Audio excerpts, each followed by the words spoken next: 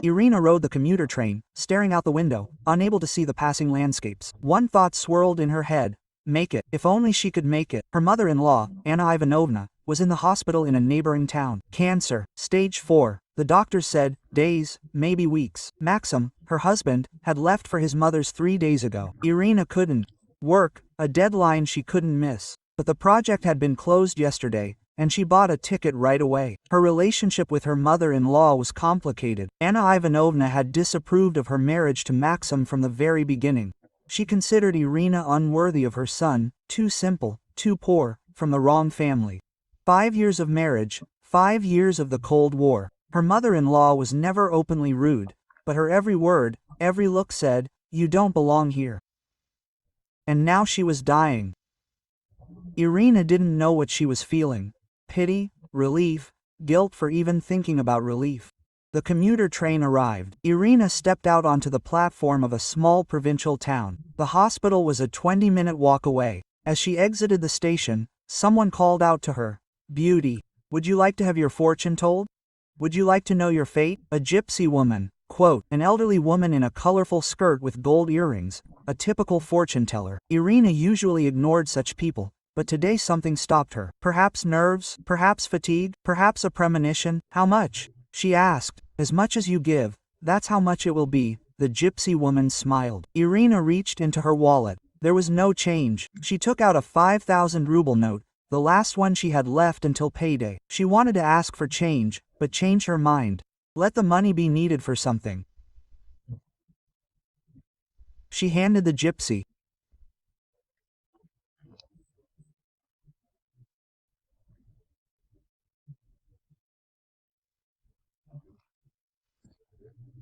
woman the note. She grabbed the money, squinted, looked at Irina with a long, searching gaze, then took her hand and ran her finger over her palm.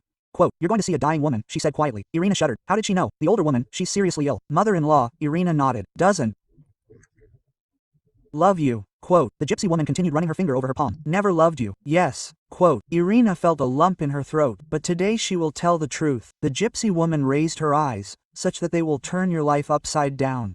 Listen carefully to every word and don't interrupt, lest she hear. Keep quiet until the end. What truth? Irina frowned. You'll find out. The gypsy woman let go of her hand. Go, time is running out. She's waiting for you. Irina wanted to ask more, but the gypsy woman had already turned away and disappeared into the crowd. A charlatan, Irina thought, but the goosebumps didn't go away. The hospital greeted her with the smell of medicine and hopelessness. Irina went up to the 3rd floor, found a ward, and peered inside. Anna Ivanovna was lying on the bed, small, thin, almost transparent. Maxim sat next to her, holding her hand. Ira, he stood up and hugged her. Finally, is Mom waiting for you, madam, for me? Irina was surprised. Yes, Dara keeps asking, will Irina come? Irina approached the bed. Her mother-in-law opened her eyes, cloudy, painful, but still sharp. Irina, she whispered. It's good that you came. Anna Ivanovna. Irina didn't know what to say. How are you feeling? I'm dying, her mother-in-law answered simply. Soon? Maybe today? Maybe tomorrow? The doctors say the days are numbered. Maxim sobbed and turned to the window. Maxim. Anna Ivanovna turned her head to her son. Please go out. I need to talk to Irina. Alone. Mom, but Maxim, I beg you. She spoke quietly, but firmly. It was important. He hesitated, then nodded. Okay, I'll be in the hallway. The door closed. They were left alone. Anna Ivanovna looked at Irina for a long time, silently, then spoke. I never loved you. Irina shuddered at his frankness. I know, she said quietly. I considered you unworthy of my son, her mother-in-law continued. You were from a poor family, without connections, without prospects. I wanted a different daughter-in-law for Maxim, rich, influential. Irina was silent. The gypsy's words echoed in my head.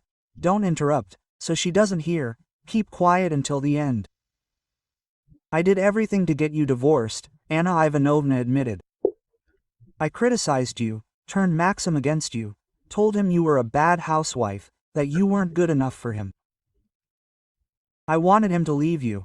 Irina clenched her fists, but remained silent. But you didn't leave. Your mother-in-law smiled weakly. You tolerated my attacks for 5 years.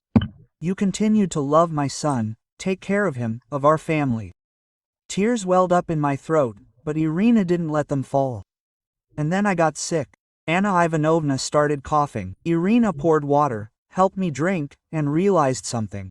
Maxim came every weekend, looked after me, took me to the doctors. And you sent packages, called, asked about my health. Even though I did so many nasty things to you, you are Maxim's mother, Irina said quietly.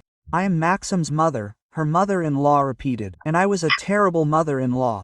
Irina, I want to tell you something. Something no one knows, not even Maxim. Quote, she paused, taking a deep breath. 30 years ago, I was in your place, a young wife, rejected by her mother-in-law. My husband's mother-in-law hated me, considered me unworthy, did everything she could to get us divorced.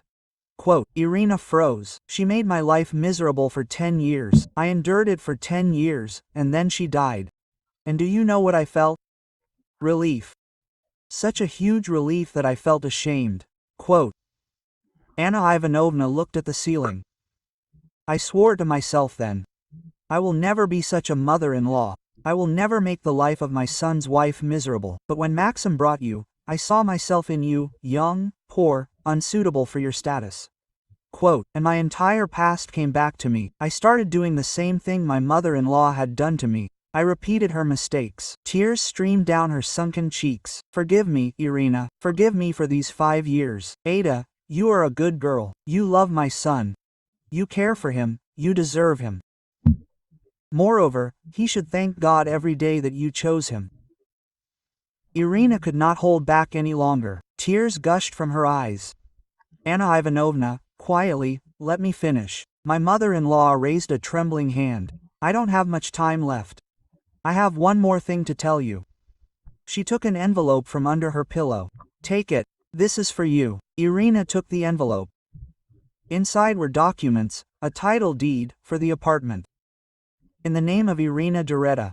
Irina could not utter the words. My apartment, said Anna Ivanovna, a 3-room apartment in the center. I transferred it to you. Not to Maxim. On you, because I want you to have support. Yours, so that you never depend on anyone. But Maxim will get the dacha and the car. It's written in the will.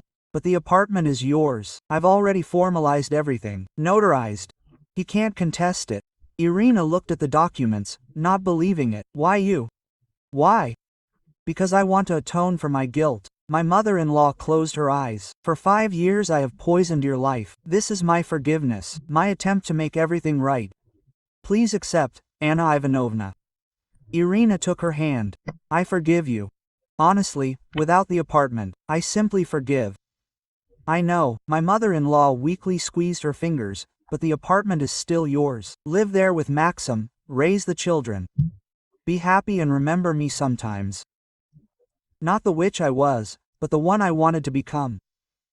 They sat holding hands. Anna Ivanovna breathed heavily, wheezing. Irina called the nurse, who gave her an injection. The pain was subsiding. Maxim returned and asked what they had talked about. Irina said, we said goodbye. She didn't tell him about the apartment. Time would come, they would find out. Anna Ivanovna died the next day in her sleep, quietly holding Maxim's hand. At the funeral, Irina cried sincerely, not from relief, but from pity, from the understanding of how many years her mother-in-law had carried this pain within herself, this guilt for repeating her mother-in-law's mistakes. A week later, she and Maxim opened the will. Maxim received the dacha and the car. Irina's apartment. Mom left you the apartment. He was shocked. Why? Because she apologized, Irina said. For everything. For what? For being a bad mother-in-law. Quote, Irina hugged her husband. She wanted me to have my own, to never depend on anyone. Maxim was silent for a long time, then whispered, but I didn't know Mom tormented you so much. It doesn't matter now. Quote, Irina stroked his head. She asked for forgiveness. I forgave him. And you forgive me too.